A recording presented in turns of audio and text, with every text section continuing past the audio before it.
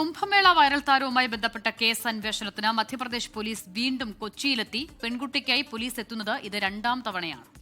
ലാൽ കൃഷ്ണ കൊച്ചിയിൽ നിന്ന് ചേരുന്ന കൂടുതൽ വിവരങ്ങളുമായി. ലാൽ, നേരത്തെ ഇതുമായി ബന്ധപ്പെട്ട കേസ് ഹൈക്കോടതിയിലേക്ക് വന്ന കാര്യങ്ങൾ നമുക്കറിയാവുന്നതാണ്. അന്ന് ഈ പറയുന്നത് പോലെ വേണമെങ്കിൽ മധ്യപ്രദേശ് കോടതിയിലേക്ക് പോകാം, അവിടെയാണ് ഇനി നടത്തേണ്ടതെന്നൊക്കെയുള്ള കാര്യങ്ങൾ ഇവിടുത്തെ കേരള ഹൈക്കോടതി നിലപാടെടുത്തിരുന്നു. പക്ഷേ ഇതിപ്പോൾ ഈ കേസ് എന്താണ്? ഇപ്പോൾ ഈ മധ്യപ്രദേശ് പോലീസ് ഇവിടെ എത്തിയത് ഏത് കേസിന്റെ അടിസ്ഥാനത്തിലാണ്? അതിന്റെ കൂടുതൽ വിവരങ്ങൾ എന്താണ്?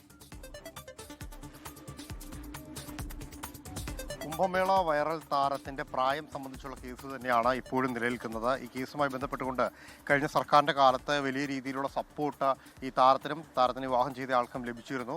അതിന്റെ അടിസ്ഥാനത്തിൽ പോലീസിന്റെ ഭാഗത്തുനിന്ന് വലിയ രീതിയിലുള്ള സഹകരണം മധ്യപ്രദേശ് പോലീസിന് ലഭിച്ചിരുന്നില്ല. സർക്കാർ മാറിയ പശ്ചാത്തലത്തിൽ ഈ കേസുമായി ബന്ധപ്പെട്ടുകൊണ്ടുള്ള തുടർ നടപടികളുടെ ഭാഗമായിട്ടാണ് നിലവിൽ കൊച്ചിയിലെ ഏരൂർ പോലീസ് സ്റ്റേഷനിലേക്ക് മധ്യപ്രദേശിൽ നിന്നുള്ള പോലീസ് സംഘം എത്തിയിരിക്കുന്നത്.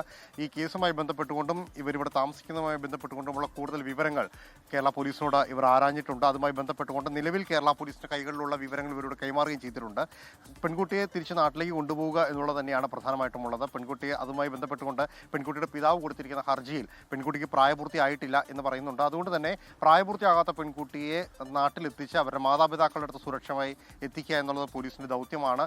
അത് കോടതിയിൽ ഹാജരാക്കി തുടർ നടപടികൾ എന്നുള്ളതാണ് നീക്കം. പക്ഷേ ഈ വിഷയത്തിൽ കേരള പോലീസിന്റെ തുടർന്നുള്ള നടപടികൾ, അവരുടെ സഹകരണം അടക്കമുള്ള കാര്യങ്ങൾ വളരെ നിർണായകമാണ്. മാത്രമല്ല, കേരളത്തിൽ നിലവിൽ ഹൈക്കോടതി ഈ കേസ് പരിഗണിച്ച വേളയിൽ അറസ്റ്റ് അടക്കമുള്ള നടപടികൾ ഉണ്ടാകരുത് എന്ന നിർദ്ദേശവുമുണ്ടായിരുന്നു.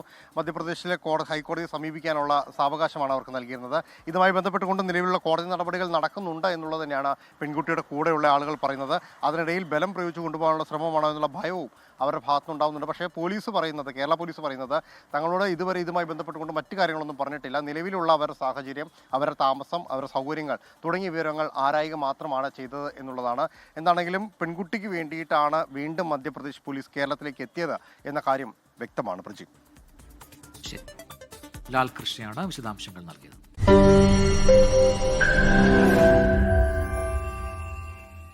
ലോകത്തെവിടെയായാലും ഏത് സമയത്തും 24 വാർത്തകളും ഓഗ്മെന്റഡ് റിയാലിറ്റി പാക്കേജുകളും എക്സ്പ്ലെയിനറുകളും വിശദമായി കാണാൻ ഞങ്ങളുടെ യൂട്യൂബ് ചാനൽ നിങ്ങൾക്ക് സബ്സ്ക്രൈബ് ചെയ്യാം.